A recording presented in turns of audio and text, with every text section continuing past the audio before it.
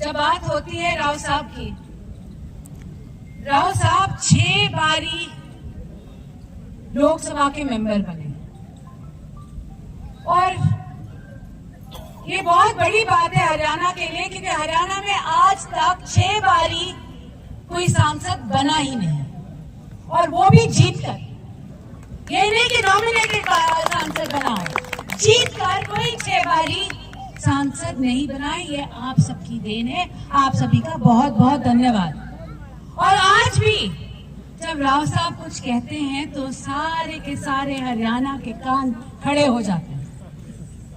क्यों खड़े हो जाते हैं? क्योंकि राव साहब ने अपने 45-50 साल की राजनीति में सबसे बड़ा नाम जो कमाया है वो ईमानदारी का कमाया है, वो सच्चाई का कमाया है, और वो कभी फिजूल की बातें नहीं करते। राव साहब हमेशा अपने लोगों के साथ, उनके सामने एक कवच बन के खड़े रहते हैं। वो बहुत लोगों को अच्छा नहीं लगता, मगर लोगों को बहुत पसंद आता है, क्योंकि उनकी सच्चाई, उनकी हक की लड़ाई लड़ने वाला एक ईमानदार सिपाही, उनके सेनापति उनके सामने हमेशा खड़े रहते हैं। और यही सीख राव साहब ने मुझे दी। आज के दिन मैं अपनी राजनीतिक सफर में अभी मेरी शुरुआत हुई है। 10 साल से मैं बोल रही थी कि मैं राजनीति में आऊंगी। भारतीय जनता पार्टी का बहुत बहुत धन्यवाद। इस बार उन्होंने मुझे टिकट दी, मुझे विधायक बनने का एक मौका दिया, और उसके बाद मुझे मंत्री बनाया। बहुत बहुत धन्यवाद। और जो राव साहब ने हमेशा कही है कि जो अपने साथ लोग रहते हैं उनका हमेशा साथ देना चाहिए, और ये लोग अपनी रीढ़ की हड्डी होते हैं, और रीढ़ की हड्डी के बिना कोई इंसान जीवित नहीं रहता। ना सर चले है, ना गर्दन चले है, ना दिमाग चले।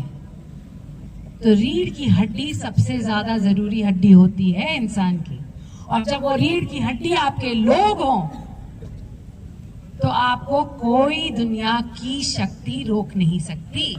तो आप सभी का बहुत बहुत धन्यवाद कि आज के दिन आप राव साहब की रीढ़ की हड्डी बने हैं, और उनके साथ साथ जैसे मैंने कहा, मैं इस सफर में अभी शुरुआत है, मेरे को भी आपने मौका दिया है कि आपका साथ देने का, आपके लिए आपकी लड़ाई लड़ने का, आपकी हक की लड़ाई लड़ने का, सच्चाई की लड़ाई लड़ने का, और मैं ये मौका बिल्कुल चूकूंगी नहीं।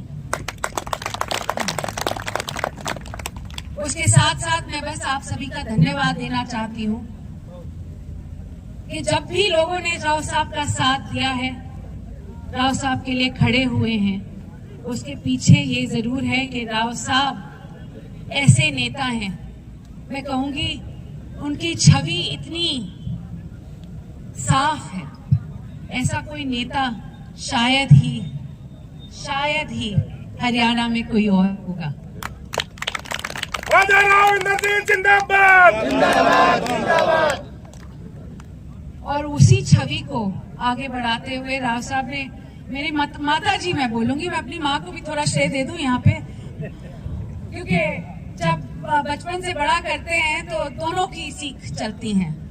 और हमारी हमेशा ये बोली गई मुझे कि आरती देख, तेरे